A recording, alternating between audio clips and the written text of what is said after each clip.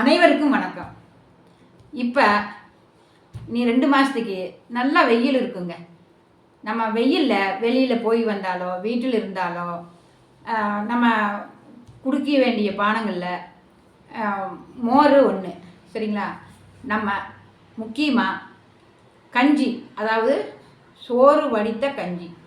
நேற்று சோறு வைக்கிறோம் இல்லைங்களா, மதியம் சாப்பாடு எப்போவுமே எல்லார் வீடுகளையும் வைப்போம்.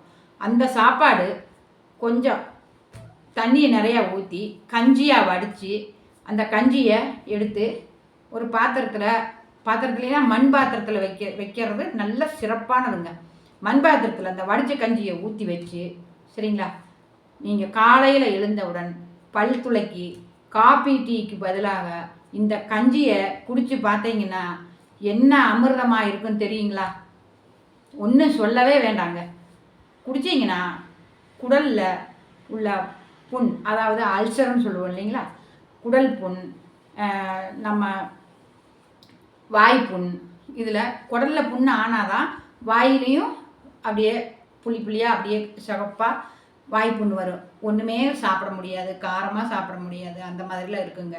தேவை இருந்தால் மோர் சேர்த்திக்கலாம், இல்லைன்னா மோரே வேண்டாம், சரிங்களா? அந்த மாதிரி இந்த கஞ்சியை பாருங்கள்.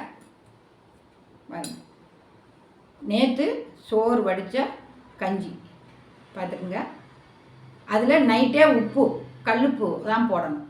நம்ம எப்போவுமே உணவுகளில் கல்லுப்பு தானுங்க பெஸ்ட்டு.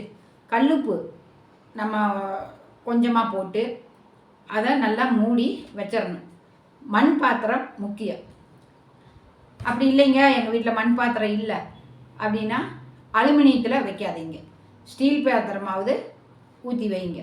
அலுமினியம் நம்ம உப்பு போட்டு அந்த கஞ்சி தண்ணியை வைக்கும்போது அந்த அலுமினியத்தில் உள்ள ஒரு இது புளியாக அலுமினிய பாத்திரத்தில் வச்சு பாருங்கள்.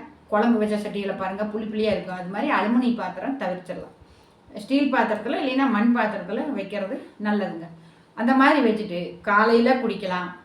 எப்போவெல்லாம் நம்ம தண்ணியை குடிக்க தோணுதோ அப்போவெல்லாம் இதை நல்லா நீராகாரம் குடிச்சிக்கிட்டே இருந்தால் குடல் புண், வாய் புண்ணெல்லாம் ஆறுங்க. இதோட மகத்துவமே வேறு. இப்போ வெளிநாடுகள்லாம் இப்போ பழைய சோறு சின்ன வெங்காயம் வச்சு கடையில் விற்கிறாங்கன்னு கேள்விப்படுறோம். அது நெசமாக என்னன்னு தெரியல. நம்ம நாட்டை பொறுத்தளவில் பழைய சோறு, வடித்த கஞ்சி, அந்த மாதிரி உணவுகள்லாம் சாப்பிடும்போது நம்ம உடல் சூடு தணியும், உடல் ஆரோக்கியமாக இருக்கும். அந்த விஷயங்கள்லாம் நல்லா பெர்ஃபெக்டாக இந்த பழைய கஞ்சி, வடித்த கஞ்சி, சரிங்களா, அது நல்லா வேலை செய்யுங்க. அந்த மாதிரி நீங்கள் பழைய சோறு எடுத்து தண்ணி ஊற்றி வச்சு ராத்திரியில் காலையில் சாயங்காலம் ஒரு 4 மணி வரை குடிக்கலாங்க. சூப்பராக இருக்குங்க. எந்த கடைகளில் விலை கொடுத்து ஆப்பிள் வாங்குகிறோம், மாதுளை வாங்குகிறோம், அதெல்லாமே ஓகே தான்.